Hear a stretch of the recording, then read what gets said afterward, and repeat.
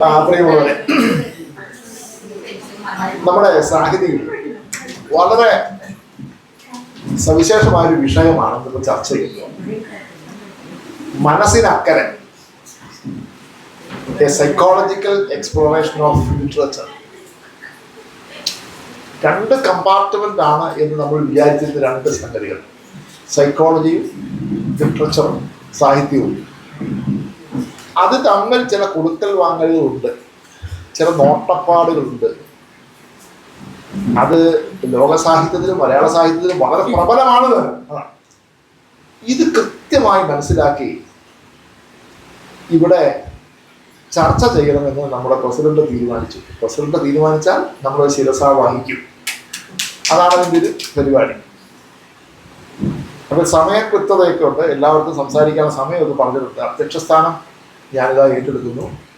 ഈ പരിപാടിയുടെ ആമുഖ പ്രഭാഷണം ഡോക്ടർ ഷാജി ജെയിംസ്. എന്നതിന് പ്രത്യേകത എന്ന് വെച്ചാൽ ഇത് പങ്കെടുക്കുന്നവരെല്ലാം ഡോക്ടർമാരാണ് എന്നുള്ളതാണ്. പലതരം ഡോക്ടർമാരാണ് എന്ന് മാത്രമേ ഉള്ളൂ.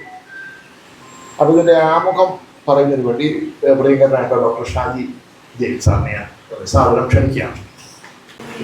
പ്രിയമുള്ളവരെ, നമ്മൾ ഈ പ്രഭാഷണ പരിപാടിയുടെ ഏകദേശം ഒരു രൂപരേഖ അവതരിപ്പിക്കാൻ പോയിരുന്നു. ഞാൻ ഡോക്ടർ ഷാജി ഒരു 15 മിനിറ്റ് സംസാരിക്കുമെന്നാണ് വിചാരിച്ചത്. അദ്ദേഹം 14 മിനിറ്റ് കൊണ്ട് അവസാനിപ്പിച്ചു. അതുകൊണ്ട് 1 മിനിറ്റ് വ്യത്യാസമുണ്ട്. ഞാനൊരു അരമണിക്കൂർ സംസാരിക്കും എന്നാണ് കരുതുന്നത്. ബാക്കി 3 പ്രഭാഷകരും അവർ സൈക്കോളജിസ്റ്റുകളൊക്കെയാണ്. ഞാനാണ് ഈ സൈക്കോളജിസ്റ്റുകളുടെ ചരട് സാഹിത്യത്തിലേക്ക് കൂട്ടി ചുരുട്ടിക്കെട്ടുന്ന പരിപാടിയാണ് എൻ്റെ പരിപാടി. അവർ ഒരു 45 മിനിറ്റ് വീതം സംസാരിക്കുമെന്നാണ് നമ്മൾ കരുതുന്നത്. അതാണ് ഇതേക്കുറിച്ച് എനിക്ക് ആമുഖമായി പറയാനുള്ള ഒരു കാര്യം. ഇവിടെ മനസ്സിനക്കരെ സാഹിത്യവും മനഃശാസ്ത്രവും എന്ന ഈ വിഷയത്തെക്കുറിച്ച് നമ്മൾ പറയുമ്പോൾ ആമുഖമായി എനിക്കൊരു കാര്യം പറയാനുള്ളത്, ഒരു മനഃശാസ്ത്രജ്ഞൻ എന്ന് പറഞ്ഞാൽ നമ്മുടെ ഒരു വളരെ ജനപ്രിയമായ ഒരു കാഴ്ചയിൽ ഒരു മനഃശാസ്ത്രജ്ഞൻ എന്ന് പറഞ്ഞാൽ ഒരു ഉഷാദാരി ഉണ്ടാവും, കണ്ണട ഇങ്ങനെ ഇവിടെ നിൽക്കും, അല്ലെ ഇവിടെ നിൽക്കും. എന്നിട്ട് അദ്ദേഹം ഈ നമ്മുടെ മനസ്സിൻ്റെ പ്രശ്നങ്ങളൊക്കെ ഇങ്ങനെ കണ്ടെത്തി നമ്മളോട് ഒരു മാന്ത്രിക വിദ്യ എന്നതുപോലെ ചില പരിഹാരങ്ങളൊക്കെ നിർദ്ദേശിക്കുന്ന ഒരാൾ. അന്തരിച്ച PM മാത്യു വെല്ലൂരാണ് ഈ വിഷയത്തെ കുറച്ച് ജനപ്രിയമാക്കിയ ഒരാൾ. നമ്മുടെ ജനപ്രിയ മാധ്യമങ്ങളിലൊക്കെ സിനിമകളിലൊക്കെ ഒരുപാട് മനഃശാസ്ത്രജ്ഞന്മാർ കാണുന്നുണ്ട്. ഏറ്റവും പ്രശസ്തമായിട്ടുള്ളത് നമ്മുടെ മണിച്ചിത്രത്താഴിലെ ഡോക്ടർ സണ്ണി. പാരാസൈക്കോളജിയും ഭാരതീയ മാന്ത്രിക വിദ്യയും എല്ലാം അരച്ച് കലക്കി കുടിച്ച സണ്ണിക്കുട്ടൻ അങ്ങനെയാണ്. ആ സിനിമയുടെ ഒരു പ്രത്യേക ഘട്ടത്തിലാണ് അദ്ദേഹം വരുന്നത്. ഡോക്ടർ ബ്രാഡ്ലിയുടെ ശിഷ്യൻ, അമേരിക്കയിൽ വെച്ച് പ്രബന്ധം അവതരിപ്പിച്ച ആൾ. അപ്പൊ അദ്ദേഹം ഗംഗയുടെ മനസ്സിനെ ബാധിച്ചിരിക്കുന്ന ആ ബാധയെ ഒഴിവാക്കാൻ വേണ്ടി വരുന്നതാണ് ആ സിനിമയിൽ. അപ്പോൾ എന്താ വെച്ചാല് ഒരു സൈക്കോളജിസ്റ്റ് സിനിമയിൽ വരുമ്പോൾ നമുക്ക് ഒരു തമാശ കഥാപാത്രമായി ആണ് അതിൽ അവതരിപ്പിക്കപ്പെടുന്നത്. വാസ്തവത്തിൽ സൈക്കോളജിസ്റ്റ് ഒരു തമാശ കഥാപാത്രം അല്ല. അദ്ദേഹം സൈക്കോളജി എന്ന് പറയുന്നത് അതൊരു ശാസ്ത്രശാഖയാണ്. ഇതിൻ്റെ ഒരു പ്രശ്നം എന്താ വെച്ചാൽ ഈ സൈക്കോളജി എന്ന് പറയുന്നത് തന്നെ ഒരു പിടിച്ചാൽ കിട്ടാത്തൊരു ശാസ്ത്രമാണ്. കാരണം വെച്ച് കഴിഞ്ഞാൽ ഈ ഒരു ഇരുണ്ട മുറിയിൽ, ഞാൻ ഈ പറയുന്നതിനകത്ത് എന്തെങ്കിലും പൂരിപ്പിക്കാനോ തിരുത്താനോ ഉണ്ടെങ്കിൽ ഡോക്ടർ ആനന്ദൻ തിരുത്തുമെന്നാണ് എൻ്റെ വിശ്വാസം. ഒരു ഇരുണ്ട മുറിയിൽ ഒരു കറുത്ത പൂച്ചയെ തപ്പുന്നത് പോലെയാണ് മനസ്സിനെ കുറിച്ച് പഠിക്കുന്നത് എന്നാണ് ഞാൻ വായിച്ചിട്ടുള്ളത്. കാരണം നിങ്ങൾ മനസ്സിനെ കുറിച്ച് ചിന്തിക്കുന്നത് തന്നെ ഒരു മാനസിക വ്യാപാരമാണ്. അപ്പം അതുകൊണ്ട് മനഃശാസ്ത്രത്തിൽ ഒരു കണ്ടെത്തലും ആത്യന്തികമായ കണ്ടെത്തൽ ആണ് എന്ന് മനഃശാസ്ത്രജ്ഞന്മാർ അവകാശപ്പെടുന്നില്ല. അത് മനസ്സിൻ്റെ അവസ്ഥകളുടെ ഒരു വ്യാഖ്യാനമാണ്. പക്ഷെ 20-ാം നൂറ്റാണ്ടിൽ ഏറ്റവും ഗംഭീരമായിട്ടുള്ള സ്വാധീനം ചെലുത്തിയിട്ടുള്ള ഒരു ശാസ്ത്രശാഖ എന്നുള്ള നിലയിൽ അതിനെ സാഹിത്യത്തിൻ്റെ വിശകലനത്തിലും സാഹിത്യകാരൻ്റെ മാനസിക ഘടനയുടെ വിശകലനത്തിലും കൃതിയിലെ കഥാപാത്രങ്ങളുടെ സവിശേഷമായ മനോഘടനകളുടെ അനാവരണത്തിലും നമുക്ക് സിഗ്മണ്ട് ഫ്രോയിഡ് മുതൽ ഇങ്ങോട്ട് സിഗി യുങ്, ആഡ്ലർ, ലക്കാൻ, തുടങ്ങിയ ശാസ്ത്രജ്ഞന്മാരുടെ സാഹിത്യ സിദ്ധാന്തങ്ങൾ എപ്രകാരമാണ് ഉപയോഗിക്കപ്പെട്ടുള്ളത്, അത് മലയാള സാഹിത്യത്തിൽ എങ്ങനെയാണ് സാമാന്യമായി ഉപയോഗിച്ചിട്ടുള്ളത് തുടങ്ങിയ കാര്യങ്ങൾ ആമുഖമായി പറയാം എന്നാണ് ഞാൻ വിചാരിക്കുന്നത്. ഈ മനുഷ്യവംശത്തിന്റെ ചരിത്രത്തിൽ 3 സുപ്രധാനമായിട്ടുള്ള ഘട്ടങ്ങളുണ്ട്. എന്ന് വെച്ചാൽ മനുഷ്യൻ എന്ന അഹന്തയെ ഇടിച്ചു താഴ്ത്തിയ 3 ചരിത്ര ഘട്ടങ്ങളുണ്ട്. അതിൽ ഒന്നെന്ന് പറയുന്നത് ദ കോസ്മോളജിക്കൽ ബ്ലോ എന്ന് പറയും. അതിനെക്കുറിച്ച് പറയുന്നത് the 3 wounds to human pride എന്ന രീതിയിലാണ് അതിനെ വ്യാഖ്യാനിക്കുന്നത്, അതിനെ രേഖപ്പെടുത്തി വെച്ചിരിക്കുന്നത്. ഒന്ന് ദ കോസ്മോളജിക്കൽ ബ്ലോ ആണ്. എന്ന് വെച്ചാൽ അത് കോപ്പർനിക്കസ് ആണ് ഇതിൻ്റെ ആൾ. നമുക്കൊക്കെ അറിയാവുന്ന പോലെ കോപ്പർനിക്കസും അദ്ദേഹത്തിൻ്റെ ശേഷം ഗലീലിയോയും. അതായത് പ്രപഞ്ചത്തിൻ്റെ കേന്ദ്രം ഭൂമിയാണ്. ആ ഭൂമിയിലെ ഏറ്റവും സവിശേഷമായിട്ടുള്ള ഒരു ജീവിവർഗം എന്ന് പറയുന്നത് മനുഷ്യനാണ്. അപ്പോൾ പ്രപഞ്ചത്തിൻ്റെ കേന്ദ്രം മനുഷ്യനാണ്. അത് മിത്തോളജിക്കലാണ്, റിലീജിയസ് ആണ്. പ്രത്യേകിച്ച് യൂറോപ്യൻ ക്രിസ്തുമതം അത്തരത്തിലാണ് ഒരു മനുഷ്യഭാവനയെ നിർമ്മിച്ചെടുത്തിട്ടുള്ളത്.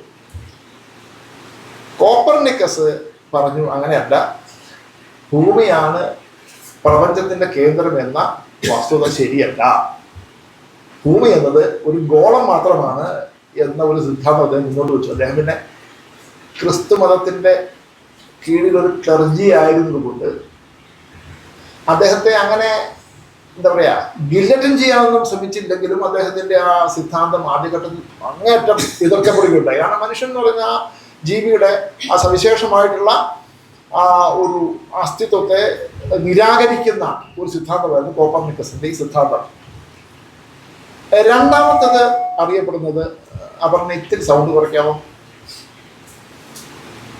രണ്ടാമത്തെ ബ്ലോ, രണ്ടാമത്തെ അടി എന്ന് പറയുന്നത് ദ ബയോളജിക്കൽ ബ്ലോ ആണ്. എന്ന് വെച്ചാൽ അത് ചാൾസ് ഡാർവിനാണ് അതിൻ്റെ ആൾ. ഈ ചാൾസ് ഡാർവിനും ഈ മനുഷ്യൻ എന്ന ജീവിയുടെ, ഹോമോസാപ്പിയന്റെ പ്രപഞ്ചത്തിലെ സ്ഥാനത്തെ സംബന്ധിക്കുന്ന പരമ്പരാഗതമായിട്ടുള്ള കാഴ്ചപ്പാടുകൾ കീഴ്മൽ വരച്ചുകൊണ്ട് അദ്ദേഹത്തിൻ്റെ ദ ഒറിജിൻ ഓഫ് സ്പീഷീസ് എന്ന കൃതി വരുന്നു.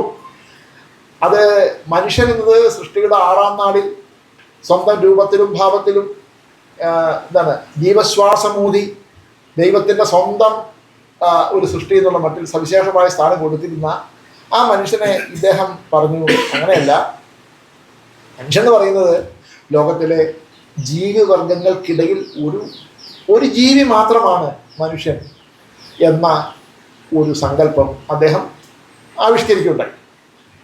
മൂന്നാമത്തതാണ് ദ സൈക്കോളജിക്കൽ ബ്ലോ. അതായത് മനുഷ്യൻ എന്ന് പറയുന്നത് മനുഷ്യൻ എത്ര സുന്ദരമായ പദം എന്നൊക്കെ പറഞ്ഞ് നമ്മൾ മനുഷ്യനെക്കുറിച്ച് ഒരുപാട് വർണ്ണനകൾ നടത്താറുണ്ട്. മനുഷ്യൻ എന്ന് പറയുന്നത് സവിശേഷ ജീവിയാണ്. അത് കൃത്യമായിട്ട് അത് യൂറോപ്യൻ കാഴ്ചപ്പാട് വരുന്ന സംഗതി വെച്ചാൽ ഈ സൃഷ്ടിയുടെ 6ാം നാളിൽ മനുഷ്യനെ ഉണ്ടാക്കിയതിന് ശേഷം നീ ലോകത്തെ ഭരിച്ചുകൊള്ളുക, ഈ ലോകത്തെ എല്ലാ ജീവികളെയും ഭരിച്ചുകൊള്ളുക, അവനെ കൊന്നും തിന്നും ഭരിച്ചും നടത്തിക്കൊള്ളുക എന്ന് യഹോവ പറഞ്ഞു എന്നുള്ള ഒരു സംഗതിയിൽ നിന്നാണ് ഈ ഒരു സംഗതി വരുന്നത്. ഇത് അക്ഷരാർത്ഥത്തിൽ ഈ ബൈബിളിൽ പറഞ്ഞ ചില കാര്യങ്ങളൊക്കെ അക്ഷരാർത്ഥത്തിൽ എടുത്ത ആളുകൾ പ്രയോഗിക്കാൻ തുടങ്ങിയതിൻ്റെ പ്രശ്നങ്ങൾ നമ്മൾ വായിച്ചിട്ടുണ്ട്. ഉദാഹരണത്തിന് ഈ ഹവ്വ ആദത്തിന് അറിവിൻ്റെ ഫലം കൊടുത്തല്ലോ, അപ്പം അതുകൊണ്ട് നീ ഇനി വേദനിച്ച് പ്രസവിക്കണം എന്ന് പഴയ നിയമത്തിൽ ഒരു കഥയുണ്ട്. അതുകൊണ്ട് യൂറോപ്പിൽ, ഇംഗ്ലണ്ടിൽ 20ാം നൂറ്റാണ്ടിൻ്റെ ആദ്യഘട്ടം വരെ വേദനിച്ച് പ്രസവിക്കണം. അത് നിങ്ങൾക്ക് പ്രസവ സമയത്ത് നിങ്ങൾക്ക് അനസ്തേഷ്യ കൊടുക്കാൻ പാടില്ല. കാരണം വെച്ച് കഴിഞ്ഞാൽ അത് വേദനിച്ച് പ്രസവിക്കണം. അതാ ഈ വാക്കുകളെ അതിൻ്റെ അക്ഷരാർത്ഥത്തിൽ എടുക്കുന്നതിൻ്റെ ഒരു പരിമിതിയാണ് ഇത്തരത്തിൽ. അപ്പോൾ ഈ സിഗ്മണ്ട് ഫ്രോയിഡിൻ്റെ ദ ഇന്റർപ്രിട്ടേഷൻ ഓഫ് ഡ്രീംസ് എന്ന് പറയുന്ന വളരെ പ്രശസ്തമായിട്ടുള്ള ആ കൃതി, അത് 1896 അത് വാസ്തവത്തിൽ എഴുതുന്നെങ്കിലും അതിൻ്റെ പ്രസാധകൻ അതിനെ 1900 അത് പ്രിന്റ് ചെയ്ത് ഔദ്യോഗികമായിട്ട് അത് പുറത്തിറക്കുന്നത്. അതിന് കാരണം 20ാം നൂറ്റാണ്ടിൻ്റെ തുടക്കത്തിൽ നൂറ്റാണ്ടിനെ മാറ്റിമറിക്കുന്ന ഒരു ജ്ഞാന വ്യവസ്ഥ എന്ന രീതിയിൽ ഈ പുസ്തകം പുറത്തിറങ്ങണം എന്നുള്ള ഒരു ആഗ്രഹം കൊണ്ടാണ് അദ്ദേഹം അങ്ങനെ ചെയ്തത്. ഇതിനകത്ത് അദ്ദേഹം പൊതുവായി പറയുന്നത് മനുഷ്യൻ എന്ന് പറയുന്നത് സവിശേഷമായ ജീവിയൊന്നുമല്ല. അദ്ദേഹം എന്ന് പറയുന്നത് അൺകോൺഷ്യസ് മൈൻഡിന്റെ ഒരു അടിമ മാത്രമാണ് എന്നാണ്. അതാണ് പ്രധാനപ്പെട്ട ഒരു കണ്ടെത്തൽ. അപ്പൊ അത്തരത്തിൽ 3 പ്രധാനപ്പെട്ട മനുഷ്യന്റെ അത്യുന്നതമായിട്ടുള്ള സ്ഥാനത്തെ നിരാകരിക്കുന്ന 3 പ്രധാനപ്പെട്ട സംഗതികൾ മനുഷ്യ ചരിത്രത്തിൽ ഉണ്ടായിട്ടുണ്ട്. അതിൽ ഏറ്റവും പ്രധാനപ്പെട്ട 20-ാം നൂറ്റാണ്ടിൽ സംഭവിച്ച സംഗതിയാണ് സിഗ്മണ്ട് ഫ്രോയിഡിന്റെ ഈ മനഃശാസ്ത്ര വിഷയ സൈക്കോ അനാലിസിസ് എന്ന് പറയുന്നതും സ്വപ്നങ്ങളുടെ വ്യാഖ്യാനം എന്ന് പറയുന്നതും. അപ്പോ സിഗ്മണ്ട് ഫ്രോയിഡ് 1856 തുടങ്ങി 1939 അദ്ദേഹം മരിക്കുന്നത്. അദ്ദേഹം വാസ്തവത്തിൽ ഒരു ക്ലിനിക്കൽ സൈക്കോളജിസ്റ്റ് ആയിരുന്നു, സൈക്കാട്രിസ്റ്റ് ആയിരുന്നു വാസ്തവത്തിൽ. അദ്ദേഹം സാഹിത്യകാരനായിരുന്നില്ല. അപ്പൊ അദ്ദേഹത്തിന് മുന്നിൽ വരുന്ന മനോരോഗികളെ ചികിത്സിക്കുന്നതിനിടയിൽ അവരുടെ മനസ്സിനെ വിശകലനം ചെയ്ത് അതിൽ നിന്ന് കിട്ടിയ ചില സിദ്ധാന്തങ്ങൾ അദ്ദേഹം സാഹിത്യ വിശകലനത്തിൽ ഉപയോഗിച്ചു എന്നുള്ളതാണ് വാസ്തവത്തിൽ സംഭവിക്കുന്നത്. അപ്പൊ നമ്മൾ ആലോചിക്കും, സിഗ്മണ്ട് ഫ്രോയിഡിന് മുമ്പ് മനസ്സില്ലേ? മനഃശാസ്ത്രമില്ലേ? ഉണ്ട്. ഈ ലോകത്തുള്ള എല്ലാ ജ്ഞാന വ്യവസ്ഥകളും ഒരു തുടർച്ചയുടെ ഭാഗമാണ്. ഇദ്ദേഹത്തിന് മുമ്പുമുണ്ട്. പക്ഷേ സിഗ്മണ്ട് ഫ്രോയിഡിന് മുമ്പുള്ള അവസ്ഥ എന്ന് വെച്ച് കഴിഞ്ഞാൽ, ഇത് സൈക്കോളജി എന്ന് പറയുന്നത്, സൈക്കാട്രി എന്ന് പറയുന്നത് ജീവശാസ്ത്രം, ബയോളജിയുടെ ഭാഗമായിട്ടുള്ള ഒരു പഠന ശാഖയായിരുന്നു. യൂറോപ്പിലെ ഫിലോസഫി എന്ന് പറഞ്ഞാൽ ഫിലോ എന്നും സോഫി എന്നും 2 വാക്കുകളുണ്ട്. സോഫി എന്ന് വെച്ചാൽ അറിവ് എന്നാണ് അർത്ഥം. ഇപ്പം മരാശാരി മരം കൊണ്ട് ഒരു കട്ടിൽ പണിയുന്ന അദ്ദേഹത്തിൻ്റെ അറിവും സോഫിയ തന്നെയാണ്. സോഫിയ. അപ്പൊ ഫിലോ എന്ന് വെച്ചാൽ അറിവ്, സോഫിയ എന്ന് വെച്ചാൽ അറിവ്. അപ്പൊ ഇത് 2 ചേർന്നാണ് ഫിലോസഫി എന്ന വാക്കുണ്ടായിരുന്നത്. അപ്പം ഇത് പണ്ട് കാലത്ത് ഫിലോസഫിയുടെ ഭാഗമായിരുന്നു സൈക്കോളജി. ഇത് ഫ്രോയിഡ് മാറ്റിമറിച്ചു. അപ്പോ ഈ ഗ്രീക്ക് റോമൻ സങ്കല്പം അനുസരിച്ച് ഈ മാനസിക വൈഷമ്യങ്ങൾ എന്ന് പറയുന്നത് അത് മനുഷ്യന് ദൈവം കൊടുത്തത് ശിക്ഷയാണ്. അപ്പോ അതിന് ആ ശിക്ഷയ്ക്ക് പ്രതിവിധി എന്ന് പറയുന്നതും ശിക്ഷ തന്നെയാണ്. അപ്പൊ ഭൂതാവേശം എന്ന് പറയുന്നത് നിങ്ങളെ കാണാൻ പറ്റാത്ത ഭൂതങ്ങൾ നിങ്ങളെ ആവേശിക്കുമ്പോൾ ആണ് നിങ്ങൾക്ക് മാനസിക രോഗം ഉണ്ടാകുന്നത്. അപ്പൊ അതുകൊണ്ട് അതിനുള്ള ചികിത്സ എന്ന് പറയുന്നതും ശിക്ഷ തന്നെയാണ്. അപ്പൊ ഇപ്പോ ഇന്ത്യക്കാരും ഇതേക്കുറിച്ച് ചിന്തിച്ചിട്ടുണ്ട്. 13-ാം നൂറ്റാണ്ടിലെ ചരക സംഹിതയിൽ ഈ മനോരോഗത്തെക്കുറിച്ചുള്ള മനസ്സിന്റെ അവസ്ഥയെക്കുറിച്ചുള്ള ചില നിരീക്ഷണങ്ങൾ നടത്തുന്നുണ്ട്. ഇദ്ദേഹത്തിന് മുമ്പ് വില്യം ജെയിംസ് പറഞ്ഞൊരു ആളുണ്ടായിരുന്നു. അദ്ദേഹം പ്രിൻസിപ്പിൾസ് ഓഫ് സൈക്കോളജി എന്നൊരു പുസ്തകം എഴുതിയിട്ടുണ്ട്. അപ്പൊ അദ്ദേഹത്തിന്റെ സിദ്ധാന്തങ്ങളുടെ ഒരു തുടർച്ച നമുക്ക് ഫ്രോയിഡിൽ കാണാവുന്നതാണ്. അത് സൂക്ഷ്മമായി നോക്കിക്കഴിഞ്ഞാൽ ഫ്രോയിഡിന്റെ പല തത്വങ്ങളും ഷോപ്പൻഹൗവറിന്റെയും ഫ്രെഡറിക് നീഷയുടെയും ഒക്കെ സിദ്ധാന്തങ്ങളെ തുടർച്ചയായി നമുക്ക് കാണാൻ പറ്റും. അപ്പോ ഇത്തരത്തിലാണ്. പക്ഷെ ഇതിൽ നിന്ന് എന്താണ് ഫ്രോയിഡ് വ്യത്യാസപ്പെടുത്തിയെന്ന് വെച്ചാൽ, അദ്ദേഹമാണ് ഈ അൺകോൺഷ്യസ് മൈൻഡ് എന്ന് പറഞ്ഞൊരു സങ്കല്പം അദ്ദേഹമാണ് കൊണ്ടുവരുന്നത്. അതായത് മനസ്സിന് 3 അവസ്ഥകളുണ്ടെന്നും, conscious mind, preconscious mind, unconscious mind, ഇങ്ങനെ 3 ഘടകങ്ങൾ ഉണ്ട്, 3 തലങ്ങളുണ്ട് എന്ന ഒരു സിദ്ധാന്തം അദ്ദേഹമാണ് കൊണ്ടുവന്നത്. അതിനകത്ത് നിങ്ങളുടെ മനസ്സിനെ സംബന്ധിക്കുന്ന പ്രധാനപ്പെട്ട ഒരു സംഗതി എന്താ വെച്ചാൽ, നിങ്ങളുടെ ഈ അൺകോൺഷ്യസ് മൈൻഡ് എന്ന് പറയുന്നത്, ഇപ്പോൾ ഒരു സ്ഫടിക പാത്രത്തിൽ ഒരു മഞ്ഞുകട്ട ഇട്ടാൽ അതിൻ്റെ 10-1 ഭാഗം മാത്രം വെള്ളത്തിന് മുകളിൽ ഉയർന്നു നിൽക്കും, 10-9 ഭാഗവും വെള്ളത്തിൽ താഴ്ന്നു നിൽക്കും. മനുഷ്യന്റെ അൺകോൺഷ്യസ് മൈൻഡ് എന്ന് പറയുന്നത് ആ വെള്ളത്തിൽ താഴ്ന്നു നിൽക്കുന്ന 10-9 ഭാഗമാണ്. എന്ന് പറഞ്ഞാൽ നിങ്ങളുടെ സകല ചെയ്തികളെയും കർമ്മങ്ങളെയും നിയന്ത്രിക്കുകയും അത് നിയാമകമായി നിൽക്കുകയും ചെയ്യുന്നത് നിങ്ങളുടെ അൺകോൺഷ്യസ് മൈൻഡ് ആണെന്നാണ്. അപ്പൊ ഈ അൺകോൺഷ്യസ് മൈൻഡിലേക്ക് എന്താ സംഭവിക്കുക? അദ്ദേഹത്തിന്റെ സിദ്ധാന്തം എന്ന് വെച്ചാൽ, നിങ്ങൾക്ക് യഥാർത്ഥ ജീവിതത്തിൽ സാധ്യതപ്രായമാകാതെ പോകുന്ന എല്ലാ ആഗ്രഹങ്ങളും അഭിലാഷങ്ങളും, മനസ്സിന് 3 ഘട്ടങ്ങളുണ്ട്. അത് ഇത്, ഈഗോ, സൂപ്പർ ഈഗോ, അങ്ങനെ 3 സംഗതികളുണ്ട്. നിങ്ങളുടെ മാനുഷിക ചോദനകൾ, ആ വാക്കിന് ഉപയോഗിക്കുക, മാനുഷികമായ ചോദനകൾ, ആഗ്രഹങ്ങൾ, ഇഷ്ടങ്ങൾ, അഭിലാഷങ്ങൾ, അതെല്ലാമാണ് ഈ ഇത് എന്ന് പറയുന്നത്. അതായത് പ്രാകൃതമായിട്ടുള്ള നിങ്ങളുടെ എല്ലാ ആഗ്രഹങ്ങളും. വിശന്നാൽ നിങ്ങൾ കരയുന്നു, ലൈംഗികത നിങ്ങൾക്ക് ആഗ്രഹം തോന്നിയാൽ അപ്പോൾ അത് സാധിക്കുന്നു. ഇതെല്ലാം നിങ്ങളുടെ ഇതിൻ്റെ ഭാഗമാണ്. അപ്പം ഇത് പലപ്പോഴും ഒരു പരിഷ്കൃത സമൂഹത്തിൽ സാധിക്കാതെ വരുമ്പോൾ നിങ്ങൾ എന്ത് ചെയ്യും? ഈ ആഗ്രഹങ്ങൾ നിങ്ങളുടെ അൺകോൺഷ്യസ് മൈൻഡിലേക്ക് മാറ്റിവെക്കും. അതിനെ ഒന്ന് ഫിൽട്ടർ ചെയ്യുന്ന, അതിനെ ഒന്ന് തടസ്സപ്പെടുത്തി നിൽക്കുന്ന സാധനമാണ് ഈഗോ എന്ന സാധനം. സമൂഹത്തിൻ്റെയും സമുദായത്തിൻ്റെയും എന്താണ് സദാചാര നിയമങ്ങൾക്കനുസരിച്ച് അതിനെ പരിഷ്കരിച്ച് അവതരിപ്പിക്കുന്നതാണ് സൂപ്പർ ഈഗോ എന്ന് പറയുന്നത്. അങ്ങനെ ഇദ്ദേഹം ഇങ്ങനെ മനസ്സിൻ്റെ പല തലങ്ങളും അദ്ദേഹം പറയുന്നത്.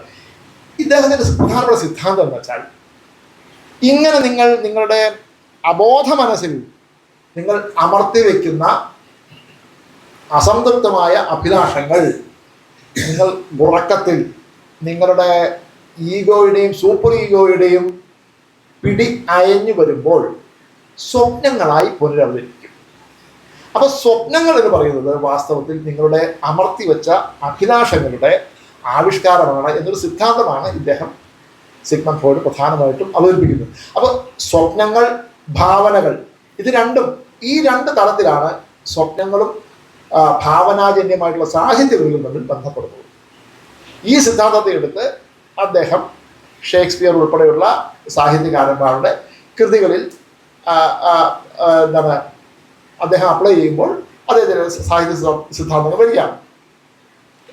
അപ്പോൾ ഇതാണ് നമ്മൾ ഈ രണ്ട് ശാഖകൾ തമ്മിലുള്ള ഒരു ബന്ധപ്പെടുത്തലിൻ്റെ കാര്യമായി വയ്ക്കുന്നത്. ഇപ്പോൾ രാമായണത്തിലേക്ക് വരുന്നു. അപ്പോൾ രാമായണത്തിൽ നമ്മൾ ഇദ് എന്ന് പറയുന്നത് സുന്ദരിയായ സീതയെ കണ്ടപ്പോൾ രാവണന് അവളെ സ്വന്തമാക്കണമെന്ന് തോന്നുന്നു. ഇതാണ് ഇദ്. അപ്പോൾ ഈഗോ എന്ന് പറയുന്നത് എന്താ പറയുക, ഇപ്പോൾ രാമൻ എന്ന് പറയുന്ന കഥാപാത്രം, അദ്ദേഹത്തിന് രാജാവാകാൻ ആഗ്രഹമുണ്ട്. പക്ഷേ അച്ഛൻ്റെ വാക്ക് പാലിച്ച് അദ്ദേഹം 14 വർഷം വനവാസത്തിൽ പോകുന്നു.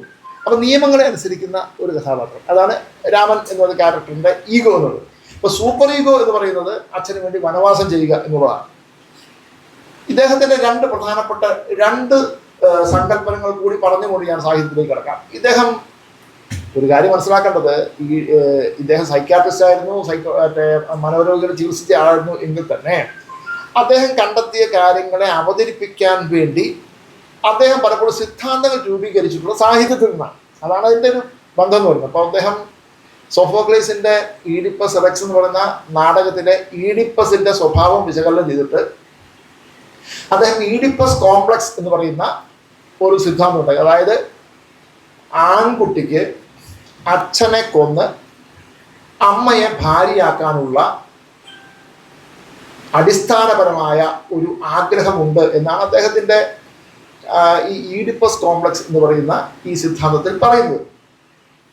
ഇപ്പോൾ സൈക്കോളജിയിൽ പറയുന്ന എല്ലാ സിദ്ധാന്തങ്ങളും ലോകവ്യാപകമാണെന്നോ ആത്യന്തിക സത്യമാണോ എന്നും നമ്മൾ ധരിക്കേണ്ടത് അദ്ദേഹത്തിൻ്റെ സിദ്ധാന്തമാണത്. അടുത്ത ഒരു സിദ്ധാന്തം എന്ന് പറയുന്നത് അത് ഇലക്ട്ര കോംപ്ലക്സ് എന്നാണ്.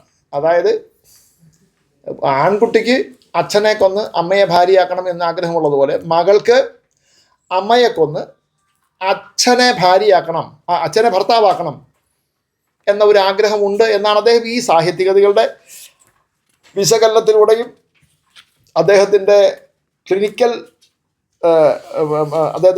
ട്രയലിൽ വന്നിട്ടുള്ള ആളുകളുടെയും വിശകലനത്തോടെയും അദ്ദേഹം കണ്ടെത്തിയിട്ടുള്ള ചില സിദ്ധാന്തങ്ങളാണ്. അപ്പോൾ 20-ാം നൂറ്റാണ്ട് തുടക്കത്തിൽ ഫ്രോയിഡിൻ്റെ ഈ സിദ്ധാന്തങ്ങൾ സാഹിത്യ വിശകലനത്തിൽ പലരും ഉപയോഗിച്ചിട്ടുണ്ട്. ഉദാഹരണത്തിന് ഇപ്പോൾ Ernest Jones psychoanalytic study of Hamlet, ഷേക്സ്പിയറിൻ്റെ ഹാംലെറ്റ്, അദ്ദേഹം ഈ ഫ്രോയിഡിൻ്റെ സിദ്ധാന്തങ്ങൾ വെച്ചിട്ട് അദ്ദേഹം ഒന്ന് വിശകലനം ചെയ്യുന്നുണ്ട്. ഇപ്പോൾ ഓട്ടോ റാങ്ക് എന്നൊരു ഒരു നിരൂപകനുണ്ട്. അദ്ദേഹം മിത്തുകളെയും സാഹിത്യത്തെയും ബന്ധിപ്പിച്ചുകൊണ്ട് അദ്ദേഹം പഠിക്കുന്നുണ്ട്. അപ്പോൾ മാരി ബോണേപാർട്ട് എന്ന് പറയുന്ന ഒരു നിരൂപകൻ ആണെന്നുണ്ടെങ്കിൽ അവർ എഡ്ഗർ അലൻ പോവിൻ്റെ കൃതികളെക്കുറിച്ചാണ് അവർ പഠിച്ചിട്ടുള്ളത്. സിഗ്മണ്ട് ഫ്രോയിഡിന് ശേഷം അദ്ദേഹത്തിൻ്റെ ശിഷ്യനെന്ന് തന്നെ പറയാവുന്ന കാൾ ഗുസ്താവ് യുങ്, നമ്മുടെ പഴയ കൃതികളിലൊക്കെ അദ്ദേഹത്തെ ജങ് എന്നാണ്, ലീലാവരീസറൊക്കെ ആദ്യ പുസ്തകങ്ങളിലൊക്കെ അവരെ യുങ് എന്നുള്ളത് അത് ഉച്ചാരണ പ്രശ്നമാണ്. അപ്പോൾ സി.ജി. യുങ് പറയുന്നത് ഫ്രോയിഡിൻ്റെ സിദ്ധാന്തമല്ല ശരി. അതേപോലെ നമുക്ക് മനുഷ്യർക്ക് ഈ ഒരു കളക്റ്റീവ് അൺകോൺഷ്യസ് എന്ന് പറയുന്ന ഒരു സങ്കല്പമാണ് അദ്ദേഹം അവതരിപ്പിക്കുന്നത്. കളക്റ്റീവ് അൺകോൺഷ്യസ് എന്ന് പറഞ്ഞു കഴിഞ്ഞാൽ അതായത് വ്യക്തിയുടെ മനസ്സിലല്ല, സമൂഹത്തിൻ്റെ മനസ്സിൽ തന്നെ വളരെ കളക്റ്റീവായിട്ടുള്ള ഒരു ബോധമുണ്ടെന്നും അതിൽ നിന്ന് ആർക്കിടൈപ്പ് എന്ന് പറഞ്ഞാൽ ആദിമ പ്രരൂപങ്ങൾ എന്നാണ് ഇതിൻ്റെ മലയാളത്തിലുള്ള തർജ്ജമ. ഒരു ഉദാഹരണം പറഞ്ഞാൽ അദ്ദേഹം കൃതികളെ വിശകലനം ചെയ്ത് അദ്ദേഹം പറയുന്നത് hero, mentor, the villain, the mother figure, ഇങ്ങനെ 3-4 ഘടകങ്ങൾ അദ്ദേഹം വിശകലനം ചെയ്യുന്നുണ്ട്. അപ്പോൾ ഹീറോ, ഇപ്പോൾ രാമായണം പറയുകയാണെങ്കിൽ ശ്രീരാമൻ തന്നെ. അതിനകത്ത് അദ്ദേഹത്തിനൊരു വളരെ വിശ്വസ്ത വിധേയനായ ഒരു സഹായിയുണ്ട്, അത് ഹനുമാൻ. വില്ലൻ തീർച്ചയായും രാവണൻ തന്നെയാണ്. മദർ ഫിഗർ സീതയാണ്. ഞാനൊരു കാര്യം ചോദിക്കട്ടെ, ഇപ്പോഴും നമ്മുടെ ജനപ്രിയ സിനിമയിൽ ഈ ഒരു ഹീറോ സങ്കല്പം, സർവപ്രതാപ ഗുണവാനായ, സദ്ഗുണസമ്പന്നനായ ഒരു നായക കഥാപാത്രം നമ്മുടെ ഇന്ത്യൻ സിനിമയിലൊക്കെ വരുന്നത് ഒരുപക്ഷെ ഇതിൻ്റെ ഒരു തുടർച്ചയായി നമുക്ക് വേണമെങ്കിൽ വായിക്കാവുന്നതാണ്.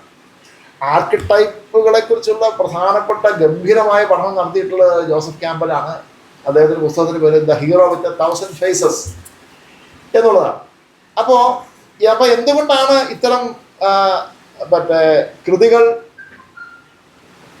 ജനപ്രീതി നേടുന്നു എന്നുള്ളതിൻ്റെ വിശകലനമായി യുങ് പറയുന്നത് ഇത്തരം ആർക്കിടൈപ്പുകൾ വായനക്കാരുടെ മനസ്സുമായി പെട്ടെന്ന് സംവദിക്കുന്നത് കൊണ്ട് അവർക്ക് അതിൽ നിന്ന് ഒരു ആത്മസമീകരണം നടത്താൻ സാധിക്കും. അതാണ് ഇതിൻ്റെ ജനപ്രിയതയുടെ കാരണം എന്നാണ്.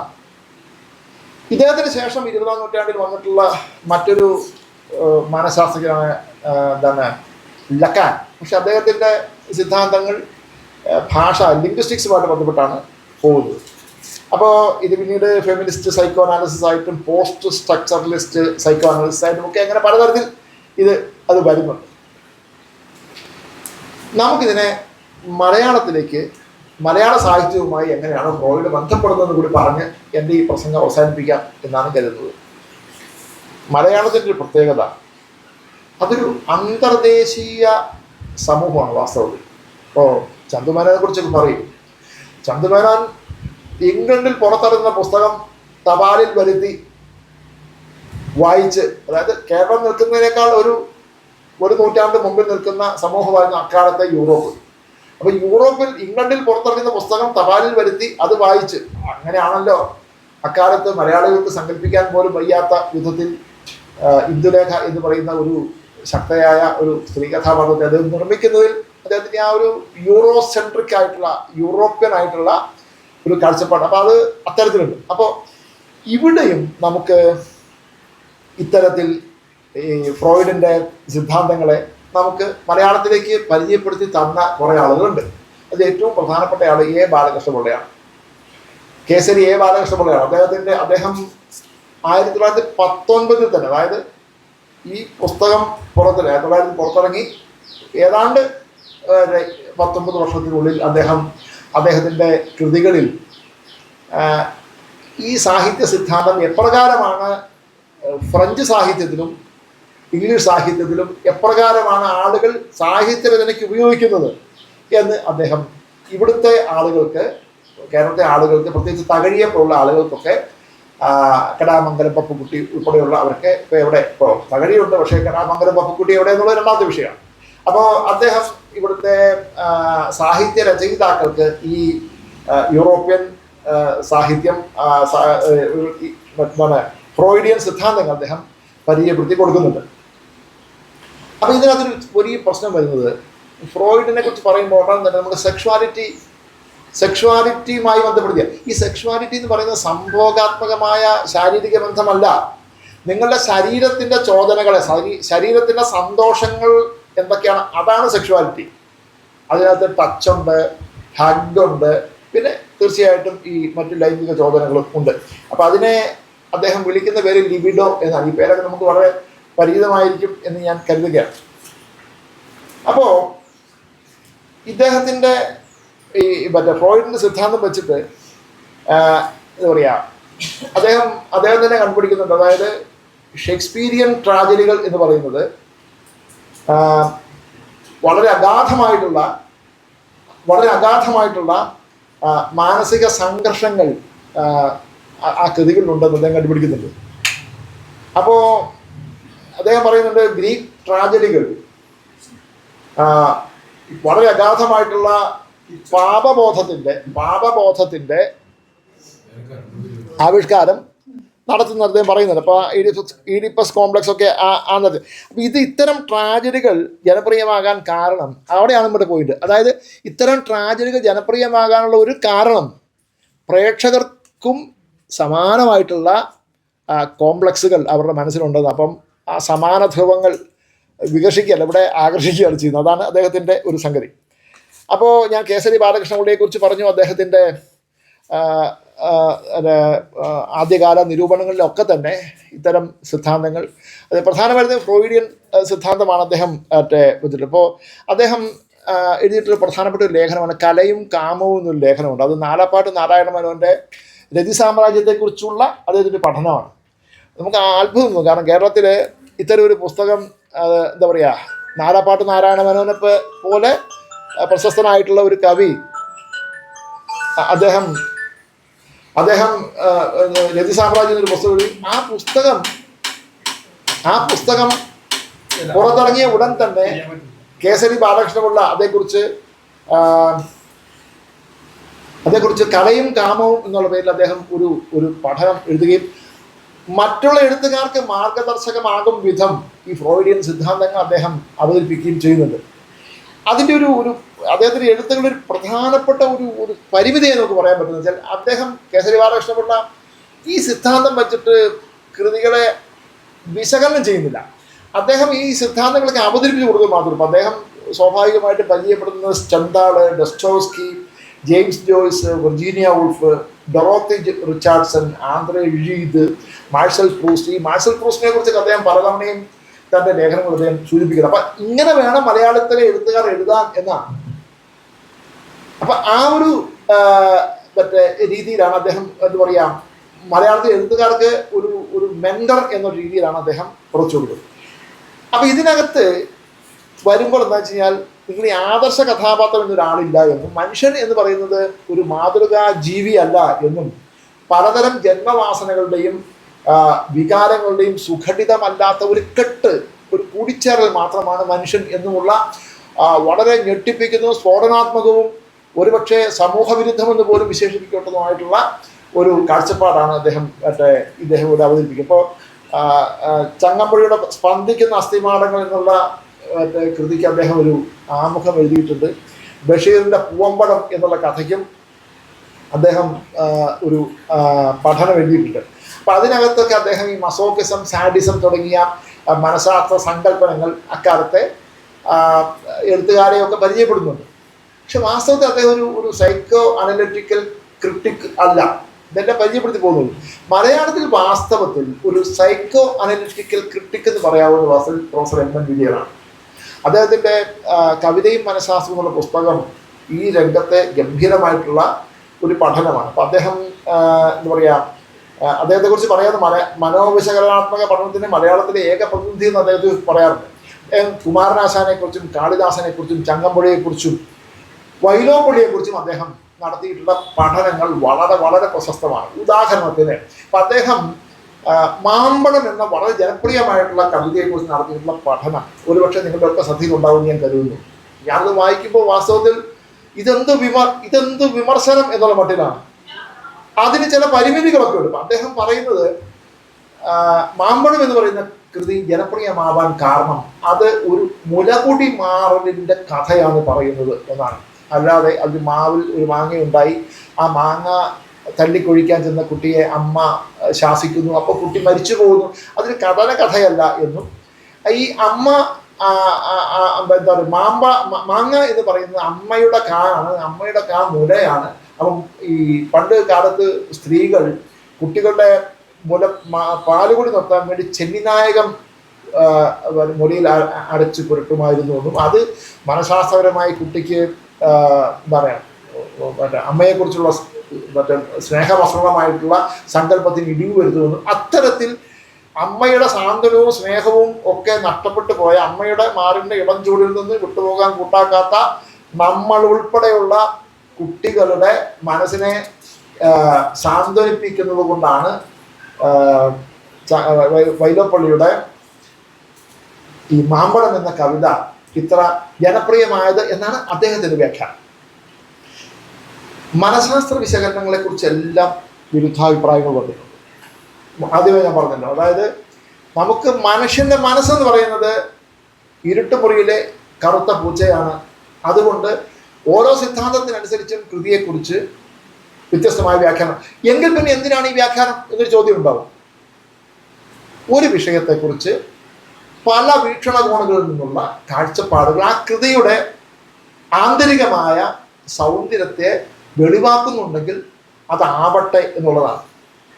ഈ വൈലോപ്പള്ളിയുടെ സാഹ്യന്മാരെ കുറിച്ച് അദ്ദേഹം നടത്തിയിട്ടുള്ള പഠനം ഒരുപക്ഷെ മലയാളത്തിലെ ഏറ്റവും അതിഗംഭീരമായിട്ടുള്ള ഒരു പഠനമാണ്. അത് വൈലോപ്പള്ളി കവിതയിൽ നിറഞ്ഞു നിൽക്കുന്ന ഗന്ധബിംബങ്ങളെ കുറിച്ചുള്ള ഒരു പഠനമാണ്. പക്ഷെ അതെല്ലാം വിശദീകരിച്ചിട്ട് ഞാനത് വായിക്കുന്നത്, എൻ്റെ അടുത്ത് ടെക്സ്റ്റുകൾ ഇപ്പോൾ ഞാനത് വായിക്കുന്നില്ല. അവസാനം അത് അദ്ദേഹം കൊണ്ടുപോയി എത്തി നിൽക്കുന്നത് അത് വൈലോപ്പള്ളിക്ക് ആനൽ ഇറോട്ടിസിസം എന്ന് പറയുന്ന ഒരു മാനസിക ഘടനയുടെ ഉടമയായിരുന്നു അദ്ദേഹം എന്നാണ്. അദ്ദേഹം കുറെ ഒരുപാട് ഉദാഹരണങ്ങൾ അദ്ദേഹത്തിന്റെ ഗന്ധബിംബങ്ങളെ കുറിച്ച് പറയുന്നുണ്ട്. ഇപ്പൊ എം എൻ വിജയന്റെ പഠനം ഈ രംഗത്ത് ഞാൻ ചൂണ്ടിക്കാണിക്കുന്നു മാത്രം. അങ്ങനെയാണ്.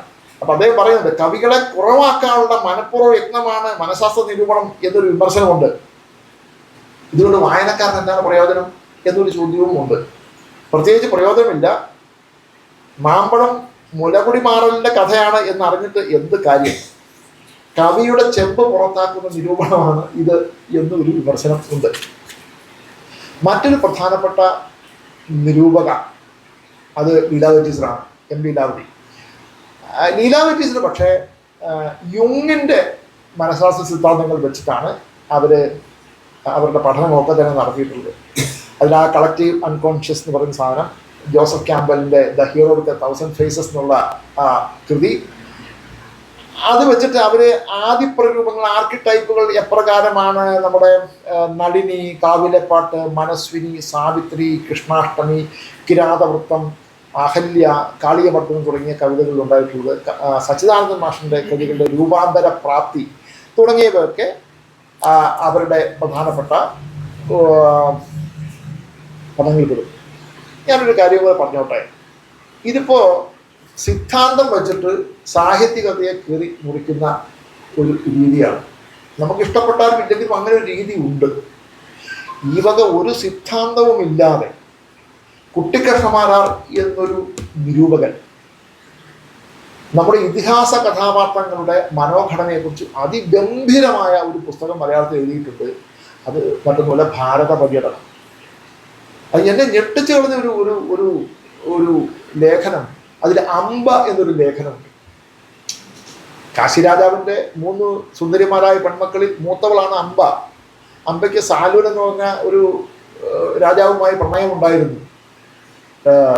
ഭീഷ്മർ തൻ്റെ അനുജനായ വിചിത്രവീരന് വേണ്ടി ബലമായി ചെന്ന് ഈ 3 പെൺകുട്ടികളെ ബലമായി പിടിച്ച് തേക്കിൽ കയറ്റി കൊണ്ടുവന്നു. പോകുന്ന വഴിയിൽ പറഞ്ഞു, എനിക്കിങ്ങനെ ഒരാളുമായി പ്രേമം കൊണ്ടുവന്ന് പറഞ്ഞു. കഥയൊക്കെ എല്ലാവർക്കും അറിയാവുന്നതാണ്, ചുരുക്കി പറയാണ്.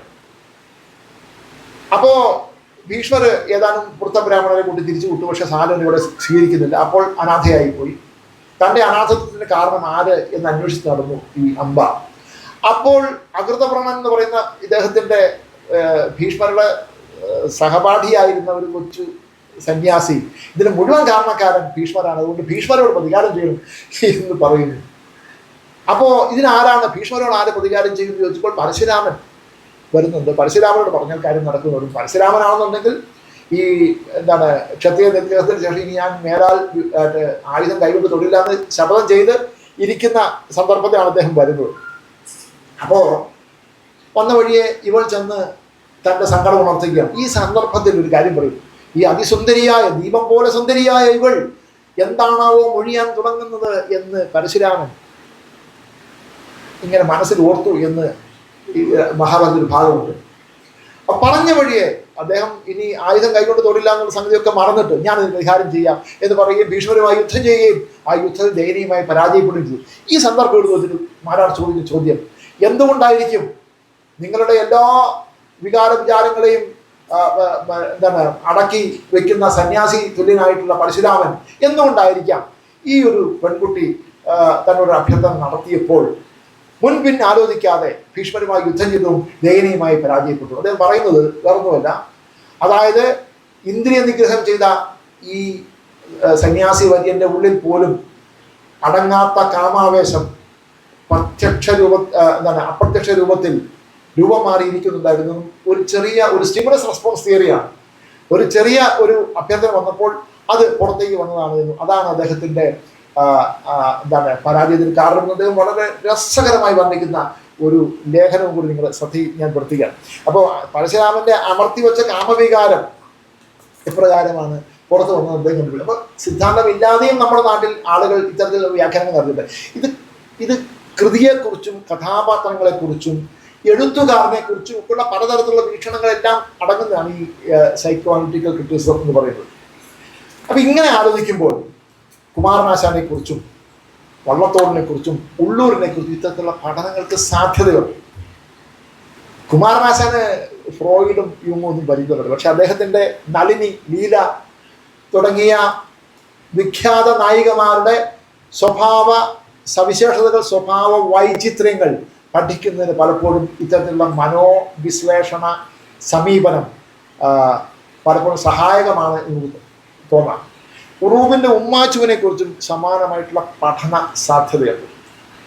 ഹാംലെറ്റിന്റെ മാനസിക സംഘർഷം ഉറൂബിന്റെ അബ്ദുവിനും ഉണ്ട്. മലയാറ്റൂരിന്റെ യക്ഷിയെക്കുറിച്ചും കുറിച്ചുകൂടെ നമ്മൾ ഷാജി സാർ പറഞ്ഞു. മലയാറ്റൂരിന്റെ യക്ഷി, യന്ത്രം തുടങ്ങിയ കൃതികളിൽ യഥാർത്ഥ മനോരോഗ ലക്ഷണങ്ങൾ കാണിക്കുന്ന കഥാപാത്രങ്ങൾക്കുണ്ട്. ഖസാക്കിന്റെ ഇതിഹാസത്തിലെ രവി അമ്പലക്കൂറ്റിനെ പോലെ മുളപ്പളിക്ക് നടക്കുന്നുണ്ട്. എന്താണ് രവിയുടെ രോഗം? രവിയുടെ മനോരോഗം എന്താണ്? അതിൻ്റെ കാരണം എന്താണ്? ആ ഫിക്സേഷൻ എന്താണ്? അത് ഇത്തരത്തിലുള്ള പഠനത്തിന് അനുയോജ്യമായിട്ടുള്ള ഒരു കൃതിയാണ്. വിലാസിനിയുടെ ചുണ്ടരി, ഇണങ്ങാത്ത കണ്ണികൾ, ഊഞ്ഞാൽ, കെ സുരേന്ദ്രന്റെ താളം, കാട്ടുകുരങ്ങ് ഉൾപ്പെടെയുള്ള കൃതികൾ, മരണം തൊമ്പൽ ഉൾപ്പെടെയുള്ള എംജിയുടെ നാലുകെട്ട്, ഇരുട്ടിന്റെ ആത്മാവ്, അസുരവിത്ത്, കാലം, മഞ്ഞ തുടങ്ങിയ കൃതികൾ, ലളിതാംബി അന്തർജനത്തിന്റെ അഗ്നിസാക്ഷി ഉൾപ്പെടെയുള്ള കൃതികൾ, ഇതൊക്കെ ഇത്തരത്തിൽ പഠന യോഗ്യമായ കൃതികളാണെന്ന് മാത്രം ഞാൻ ആമുഖമായി പറയുകയാണ്. അതാണ് എനിക്ക് ശേഷം വരാനുള്ള പ്രഭാഷണങ്ങളിലുള്ളത്. ഞാൻ ഇതിനെ ബന്ധിപ്പിച്ച് നിർത്തുകയാണ്. ഇത് കൃതിയെ സംബന്ധിക്കുന്ന അവസാന വാക്കായി നമ്മൾ എടുക്കേണ്ടതില്ല. പക്ഷേ കൃതിയിലേക്ക് നമ്മളൊരു പ്രത്യേക വീക്ഷണകോണിലൂടെ നമ്മൾ വെളിച്ചം പായിക്കുകയാണ്. ആ വെളിച്ചം പായിച്ചത് കൊണ്ട് ആ കൃതിയുടെ ആന്തരിക സൗന്ദര്യത്തെക്കുറിച്ച് നമുക്ക് ഒരു പുതിയ കാഴ്ചപ്പാട് കിട്ടിയാൽ സന്തോഷം. മറ്റൊരു പുതിയ പഠനശാഖ കൂടി രംഗത്തുണ്ട്. അതുകൂടി സൂചിപ്പിച്ച് ഞാൻ അവസാനിപ്പിക്കുകയാണ്. ഈ എഴുത്തുകാരുടെ രോഗങ്ങൾ, ഉദാഹരണത്തിന് ഇപ്പോൾ ഡൊസ്റ്റോവ്സ്കിയും ഫ്ലോബറും ഒക്കെ അപസ്മാര രോഗികളായിരുന്നു. പ്രത്യേകിച്ച് ഡൊസ്റ്റോവ്സ്കിക്ക് വളരെ വിശദമായിട്ട് അത് പഠനമുണ്ട്. നമ്മുടെ ഇക്ബാൽ സാറിൻ്റെ വളരെ രസകരമായൊരു പഠനമുണ്ട്, ഡോക്ടർ ബി ഇക്ബാൽ. അപ്പോൾ ഇവരെ സംബന്ധിച്ച് ഇവരുടെ അപസ്മാരബാധയേറ്റ സമയത്തെ ഇവരുടെ മനോഘടന അവർ അവരുടെ കൃതികളിൽ ആവിഷ്കരിച്ചിട്ടുണ്ട്. അപ്പോൾ നിങ്ങൾ കൃതിയെ പഠിക്കാം, കൃതിയിലെ കഥാപാത്രങ്ങളെ പഠിക്കാം, ഈ കർത്താവിൻ്റെ ശാരീരിക മാനസിക ആരോഗ്യ ഘടന പഠിക്കാം. ഇങ്ങനെ സാഹിത്യത്തെ സമീപിക്കുന്നതിന് നമുക്ക് വ്യത്യസ്തവും വിചിത്രവുമായ ഒരുപാട് വഴികളുണ്ട്. ആ ഒരുപാട് വഴികളിൽ അടുത്ത പ്രഭാഷണം ഡോക്ടർ ആനന്ദൻ്റെതാണ്. അത് എം ടിയുടെ കഥാപാത്രങ്ങളുടെ മാനസിക ഘടന. അദ്ദേഹം ഒരു പ്രാക്ടീസിങ് സൈക്യാട്രിസ്റ്റാണ്. അപ്പം അദ്ദേഹം സിദ്ധാന്ത തലത്തിൽ നിന്ന് മാറി നിന്നിട്ട് ഈ കൃതികളിലേക്ക് ഇറങ്ങിയിട്ട് അതിൻ്റെ പ്രായോഗികമായ ഒരു വിശകലനം നടത്തും എന്ന് പ്രതീക്ഷിച്ചുകൊണ്ട് ഇത്ര സമയം കേട്ടത് നന്ദി പറയുന്നു. നന്ദി, നമസ്കാരം.